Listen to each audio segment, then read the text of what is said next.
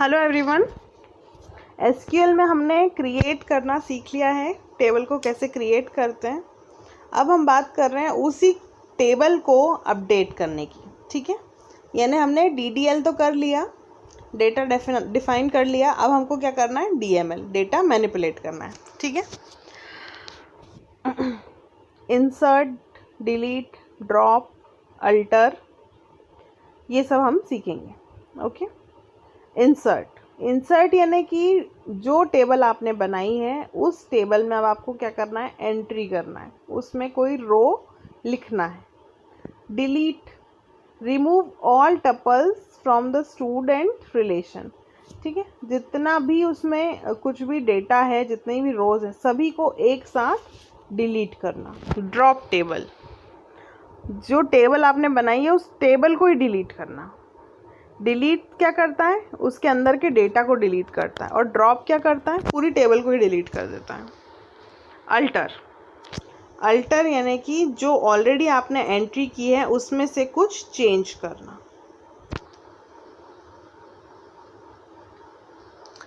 चलिए सबसे पहले इंसर्ट देख लेते हैं। अब देखिए, इंसर्ट करने के कई तरीके होते हैं, ये पहला एक तरीका इन्होंने बताया हुआ है, इंसर्ट इनटू इंस्ट्रक्टर वैल्यूज़। अब इंस्ट्रक्टर करके हमने एक टेबल बनाई थी। ठीक है, हम उस टेबल को थोड़ा सा एक बार रिकॉल कर लेते हैं। ये हमारी इंस्ट्रक्टर टेबल है, इसमें कितने एट्रीब्यूट्स हैं, आईडी, नेम, डिपार्टमेंट और सैलरी। अब जो साइज़ है उस साइज़ से ज़्यादा हम नहीं दे सकते। कैरेक्टर पहला देना है 5, आईडी जो हमको देना 5 कैरेक्टर की, फिर हम नाम और डिपार्टमेंट नेम 20-20 कैरेक्टर में से जितना हमको यूज़ होगा उतना दे सकते हैं, और सैलरी हम 8,2 में दे सकते हैं। ठीक है, तो चलिए हम पहले इंसर्ट करते हैं। इंसर्ट करने का जो तरीका है वो है insert into table name values. ये उसका सिंटेक्स है लिखने का, इंसर्ट इनटू इंस्ट्रक्टर वैल्यूज़। पहले क्या आएगा, आईडी आएगी, ID comma name comma department name comma salary, parenthesis close and semicolon. हमने क्रिएट करते टाइम सेमीकोलन नहीं लगाया था, ये ध्यान रखना। इससे क्या हो जाएगा, इंस्ट्रक्टर टेबल में ये रो इंसर्ट हो जाएगी। जैसे ही आप इस क्वेरी को चलाएंगे तो आपको इंस्ट्रक्शन आएगा, the row has been inserted. Now next is delete. Delete करने के लिए आपको लिखना है सिंपली डिलीट फ्रॉम स्टूडेंट। तो इससे क्या होगा, स्टूडेंट टेबल में जितना भी डेटा है वो सब डिलीट हो जाएगा, स्टूडेंट या जो भी उसका टेबल का नाम है। तो डिलीट फ्रॉम टेबल नेम, सारा डेटा डिलीट हो जाएगा जो डेटा है उसके अंदर, टेबल डिलीट नहीं होगी। ड्रॉप करना है तो ड्रॉप टेबल टेबल नेम, पूरी टेबल डिलीट हो जाएगी। ठीक, alter table R add A D, where A is the name of the attribute to be added to relation R and D is the domain of A। अब आपने कोई table बनाई पर आप एक कॉलम देना भूल गए, एक एट्रीब्यूट देना भूल गए, तो आप क्या करोगे, एक कॉलम ऐड कर दोगे। अल्टर कर रहे हो टेबल को, यानी कि टेबल के स्ट्रक्चर को अल्टर कर रहे हो। तो आप क्या कर रहे हो, एक एट्रीब्यूट ऐड कर रहे हो। ठीक है, उस एट्रीब्यूट का नाम है ए और उसका डोमेन है A. Alter table R, drop R, इसमें क्या करोगे आप, टेबल जो है आर यानी alter table table name, drop A, जो ऑलरेडी बना हुआ एट्रीब्यूट उस एट्रीब्यूट को डिलीट कर रहे हो। ठीक है, तो ये क्वेरी है। जब आप लिखोगे alter table instructor dog salary, तो क्या होगा, सैलरी वाला एट्रीब्यूट पूरा डिलीट हो जाएगा। और अगर आप लिखते हो alter table instructor add anything, है ना, उसमें कुछ भी आप ऐड कर रहे हो, आईडी के अलावा कुछ और, एक और आईडी ऐड कर रहे हो, या सीरियल नंबर या एनीथिंग, तो आप उसमें लिख के फिर उसका वेर कैर या कैर जो भी आपको देना है वो डोमेन दे सकते हो, तो उसमें वो एट्रीब्यूट ऐड हो जाएगा। Now basic query structure, this is very very important, क्योंकि अभी तक तो हमने क्या किया, डेटा एंटर कर दिया, टेबल क्रिएट कर दी। अब हमको डेटा को फैच करना है, जो डेटा हमने इंसर्ट कर दिया उसको हमको देखना है, और जब तक सिलेक्ट नहीं आ जाता तब तक एसक्यूएल शुरू नहीं होता एक तरीके से। जब सिलेक्ट आप पढ़ने लग गए मतलब अब आपको डेटा फैच करना है, और अब आपको रिजल्ट्स दिखने लगेंगे। अभी तक जितनी भी क्वेरी आपने चलाई इसका कोई रिजल्ट आउटपुट आपको मेंशन नहीं होगा स्क्रीन पे, जैसे कि बाकी लैंग्वेजेस में प्रिंट स्टेटमेंट रहता है, तो जब तक आप प्रिंट नहीं लिखते हैं तब तक कोडिंग चलती रहती है, सब कुछ होता रहता है, पर प्रिंट नहीं होता, सामने आउटपुट नहीं आता। वैसे ही सिलेक्ट इसका कीवर्ड है, जैसे ही सिलेक्ट आप लिख देते हो वैसे ही क्या होता है, आउटपुट आपको दिखने लगता है। सबसे पहले आपने लिखा select attributes from table name where, कुछ भी क्लॉज, वहाँ वेयर का मतलब होता है कोई भी कंडीशन, ठीक है। वेयर इज़ ऑप्शनल, आप चाहो तो वेयर लिखो या नहीं लिखो, ठीक है। तो select from table name, select attribute from table name, basically इतना ही होता है। और वेयर के बाद एनी कंडीशन जो भी आपको लगानी है, जो सिलेक्ट क्लॉज होता है। The select clause lists the attributes desired in the result of a query, corresponds to the projection operation of the relational algebra. Example: find the name of all instructors. अब आपको instructor table में सभी instructor के नाम find करने हैं, ठीक है। आपकी टेबल में तो 4 चीज़ें हैं, आईडी, नाम, डिपार्टमेंट नेम और सैलरी, पर हमको क्या चाहिए, मान लीजिए नेम चाहिए। तो आप कैसे लिखोगे, सिलेक्ट नेम फ्रॉम इंस्ट्रक्टर, ठीक है। इस क्वेरी से सिर्फ उसके नाम डिस्प्ले हो जाएंगे। SQL names are case insensitive, you may use upper और लोअर केस लेटर, जैसा मैंने आपको पहले ही बता दिया था कि आप नेम लिखो या नेम लिखो, है ना। अपर केस, लोअर केस, पहला लेटर बड़ा कैसे भी लिखो, जिसको कैमल केस बोलते हैं। Some people use upper case wherever we use bold font, जहाँ पे बोल्ड में लिखा हुआ है उसमें अपर केस भी लिख सकते हो, छोटा केस भी लिख सकते हो, ठीक है। इस तरीके से एसक्यूएल में लिखना है। जैसे आप लिखोगे सिलेक्ट नेम फ्रॉम इंस्ट्रक्टर, तो आपको रिजल्ट आ जाएंगे जितने भी नाम अभी तक आपने उसमें इंसर्ट किए। SQL allows duplicate in relation as well as in query results. Duplicate जो होता है, जैसे मान लो किसी का नाम है हैरी, ठीक है, और दूसरे भी किसी व्यक्ति का नाम है हैरी, ठीक है। एक हैरी की सैलरी है 5,000, दूसरे की है 25,000, तो ये दोनों टपल्स जो हैं वो डिफरेंट हैं आपस में, किसी की आईडी अलग है, इसकी आईडी अलग है, उसकी आईडी अलग है। एक हैरी की आईडी 5 है, एक की आईडी 2 है, ठीक है। तो दोनों अलग अलग आईडीज़ हैं, पर जब आप लिखोगे कि सिलेक्ट नेम फ्रॉम इंस्ट्रक्टर, तो वो 2 बार हैरी को डिस्प्ले करेगा कि हैरी, राम एंड श्याम, जो भी 4 नाम आपने एंटर किए थे। अगर आप चाहते हो कि आपको डिस्टिंक्ट नाम आए, तो आप कौन सा कीवर्ड यूज़ करोगे, distinct keyword. Select distinct department name from instructor, क्योंकि मान लीजिए डिपार्टमेंट नेम बार बार रिपीट हो रहे हैं, तो हमको देखना है कि इंस्ट्रक्टर कौन कौन से डिपार्टमेंट के हैं। तो select distinct department name from instructor, और चाहो तो select distinct name from instructor, है ना, नाम अगर आपको देखना है। Select all department name from instructor, इसका क्या मतलब होता है कि सारे डुप्लीकेट भी दिखाओ, पूरे दिखाओ जितने भी हैं। और डिस्टिंक्ट का मतलब होता है कि अलग अलग एक ही बार दिखाओ। अगर आपने CS ब्रांच 5 बार मेंशन है तो उसको सिर्फ एक ही बार दिखाओ, है ना। केमिकल ब्रांच 2 बार मेंशन है तो सिर्फ एक ही बार दिखाओ। तो डिस्टिंक्ट का ये मतलब होता है। और ऑल का क्या मतलब होता है, जितनी बार है उतनी बार दिखाओ, duplicates should not be removed. पर वैसे भी बाय डिफ़ॉल्ट आपका क्या होता है, ऑल ही होता है ना। ऑल आपको लिखने की ज़रूरत नहीं है, लिखोगे तो भी वही रिजल्ट आएगा जो पहले आ रहा था। The select clause, an asterisk in the selection clause denotes all attribute. जब आप लिखते हो सिलेक्ट स्टार फ्रॉम इंस्ट्रक्टर, तो जितनी भी रोज हैं, जितना भी कुछ डेटा है, वो सारा का सारा क्या हो जाता है, सारे एट्रीब्यूट्स डिस्प्ले हो जाते हैं, है ना। जितने भी जैसे 4 एट्रीब्यूट है, चारों एट्रीब्यूट्स डिस्प्ले हो जाएंगे। तो सिलेक्ट स्टार का मतलब होता है, जैसे मान लो 5 एट्रीब्यूट है, 6 एट्रीब्यूट है, तो आपको बार बार लिखना नहीं पड़ रहा है, name comma ID comma salary comma जो भी है उसमें, उस सब से लिखने की बजाय अगर आप सिर्फ एक स्टार लगा दोगे, स्टार का मतलब है ऑल एट्रीब्यूट्स, ऑल कॉलम्स, जितने कॉलम्स है सभी शो होंगे। Select star from instructor. The select clause,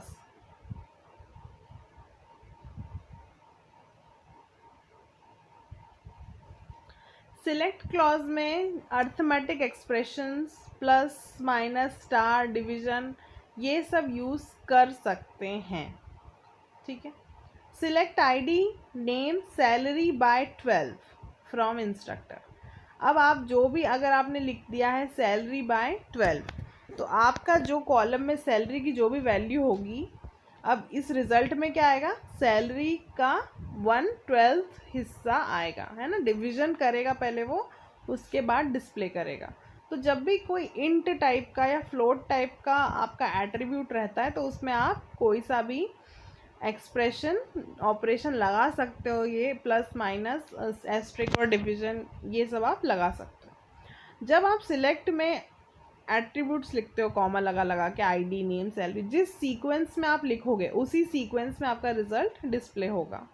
asterisk जब आप लगाते हो तो कैसे डिस्प्ले होता है, जिस सीक्वेंस में टेबल में ओरिजिनली में आपने क्रिएट किया था वैसे वो डिस्प्ले होता है, पर आपको अगर कॉलम आगे पीछे करना है तो एस्ट्रिक की बजाय आप कॉमा लगा लगा के भी लिख सकते हो।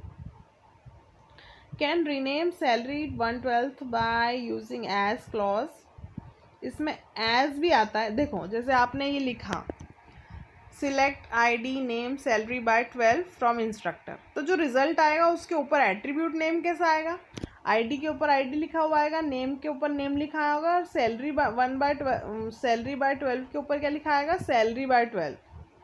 तो अगर आपको इसको चेंज करना है तो आप एज क्लॉज यूज़ कर सकते हो। तो select ID name salary as monthly salary, तो सैलरी बाय 12 यानी आपने पर एनम की सैलरी को बाय 12 करा है, तो उसमें आप उसकी जगह चाह रहे हो ऊपर क्या लिखा हुआ है रिजल्ट में कॉलम पे, मंथली सैलरी, तो एज भी यूज़ कर सकते हो। और फ्रॉम इंस्ट्रक्टर टेबल नेम तो आएगा, ठीक है। नेक्स्ट आता है द वेयर क्लॉज। अभी हम जो भी कुछ पढ़ रहे हैं, है ना, इसका हम प्रैक्टिकल करेंगे। आप ये मत सोचना कि हम तो बस हवा में पढ़ रहे हैं, आउटपुट का है, रिजल्ट का है। पहले हम थ्योरेटिकल इसको समझ लेते हैं एसक्यूएल को, उसके बाद हम सारे इसमें क्वेरीज भी चला के देखेंगे सभी कुछ में। The where clause specify conditions that the result must satisfy. Where के आगे क्या आता है, ऐसी कंडीशन आती है जो सेटिस्फाई होगी तो ही रिजल्ट आएगा। Select name from instructor where department name is equals to computer science. तो कंप्यूटर साइंस के कितने लोग हैं, अगर आपको ये पता करना है कि कंप्यूटर साइंस के कौन कौन लोग हैं, उनका क्या नाम है, तो आपने क्या लिखा, where department name equal to computer science. जिस डिपार्टमेंट में कंप्यूटर साइंस जिसके भी नाम के आगे लिखा है उसका नाम बताओ, ठीक है।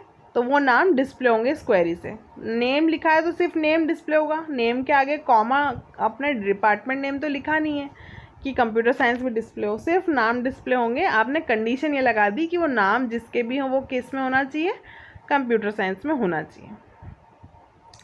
अब एसक्यूएल में लॉजिकल कनेक्टिव्स होते हैं एंड, और एंड नॉट, ठीक है। The operands of logical connectives can be expression involving the comparison operator less than equal to, greater than equal to and not equal to. ये जो दोनों होता है लेस देन ग्रेटर देन साथ में, इसका मतलब होता है नॉट इक्वल टू, ठीक है। तो जब आप देख रहे हो सिलेक्ट नेम फ्रॉम इंस्ट्रक्टर, जहाँ डिपार्टमेंट कंप्यूटर साइंस है और सैलरी कैसी है, ग्रेटर देन 80,000, जिसकी सैलरी 80,000 से ज़्यादा है और जो कंप्यूटर साइंस का है उसका नाम बताओ। बीच में क्या लगा दिया, एंड, ठीक है। एंड लगाया मतलब दोनों कंडीशन साथ में सेटिस्फाई होना चाहिए। नाम, वो जो भी व्यक्ति का आप नाम बता रहे हो वो कंप्यूटर साइंस में भी होना चाहिए और 80,000 से ज़्यादा सैलरी होना चाहिए। अगर 80,000 से ज़्यादा सैलरी है पर कंप्यूटर साइंस में नहीं है तो भी उसका नाम नहीं आएगा, और कंप्यूटर साइंस में है और सैलरी कम है तो भी उसका नाम नहीं आएगा। दोनों कंडीशन सेटिस्फाई होंगी तभी उसका नाम डिस्प्ले होगा, ठीक। फ्रॉम, अब फ्रॉम क्लॉज में हम समझेंगे एक से ज़्यादा टेबल्स कैसे यूज़ करते हैं, राइट। इसको हम बोलते हैं कार्टेशियन प्रोडक्ट। कार्टेशियन प्रोडक्ट में क्या होता है, दो टेबल्स रहती हैं और दोनों टेबल्स में क्या होता है, पहले टेबल की सारी रो और दूसरे टेबल की सारी रो के सारे कॉम्बिनेशन बनाए जाते हैं, ठीक है। जैसे पहली रो में 3 है और दूसरी रो में भी 3 है, 3 × 3 इज़ व्हाट, 9, तो टोटल 9 कॉम्बिनेशन बनेंगे। जैसे ABC और 1 2 3 है ना, एक टेबल में 3 रोज हैं ABC, दूसरी टेबल में भी 3 रोज हैं 1 2 3, तो कैसे बनेगा, A1 A2 A3, B1 B2 B3 और C1 C2 C3। इस तरीके से दोनों रोज़ का, दोनों की टेबल की रोज़ का कार्टेशियन प्रोडक्ट होता है। जब भी हम क्या करते हैं, फ्रॉम के बाद कॉमा लगा के दो टेबल लिख देते हैं, तो इस तरीके से कार्टेशियन प्रोडक्ट होता है। अब हम इसको एग्जाम्पल से समझेंगे। Find the names of all instructors who have taught some course and the course ID.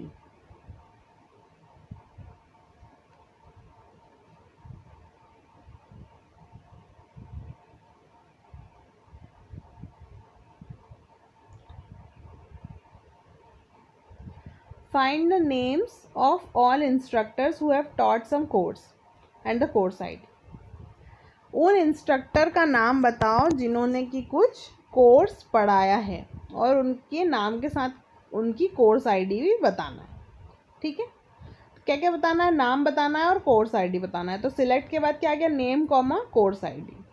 ठीक है, अब आपको पता है इंस्ट्रक्टर टेबल में ये तो बताया ही नहीं है कि वो क्या पढ़ा रहे हैं, है ना। इंस्ट्रक्टर टेबल में क्या क्या है, आईडी, नेम, सैलरी और डिपार्टमेंट, 4 चीज़ें हैं।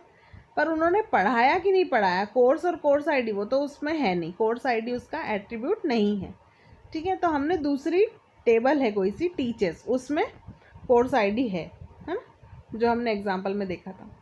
तो select name comma course ID. अब नेम कहाँ से आएगा, इंस्ट्रक्टर टेबल से, और कोर्स आईडी कहाँ से आएगा, टीचर्स से। अब ये अलग अलग टेबल में तो हमको मेंशन करने की ज़रूरत नहीं है। तो from instructor comma teachers where instructor ID is equals to teachers ID. पर दोनों में कॉमन क्या है, आईडी कॉमन है, तो दोनों की कंडीशन आपने लगा दी कि आईडी सेम होनी चाहिए। इस क्वेरी से क्या फाइंड आउट हो जाएगा, उन इंस्ट्रक्टर्स के नाम जिन्होंने कोई कोर्स पढ़ाया है और उन कोर्स की क्या आईडी है। Find the names of all instructors in the art department who have taught some course and the course ID. अब आर्ट में सेम चीज़ यही करनी है, पर डिपार्टमेंट कौन सा है, आर्ट। तो name, course ID, instructor, teachers, where instructor ID और is equals to teachers ID and instructor dot department. अब इंस्ट्रक्टर डॉट आईडी और इंस्ट्रक्टर डॉट डिपार्टमेंट का क्या मतलब है, इंस्ट्रक्टर की टेबल की आईडी किसके समान होनी चाहिए, टीचर्स की आईडी किस बराबर होनी चाहिए, और इंस्ट्रक्टर का डिपार्टमेंट नेम किसके बराबर होना चाहिए, आर्ट के बराबर, है ना, उसका आर्ट होना चाहिए इंस्ट्रक्टर।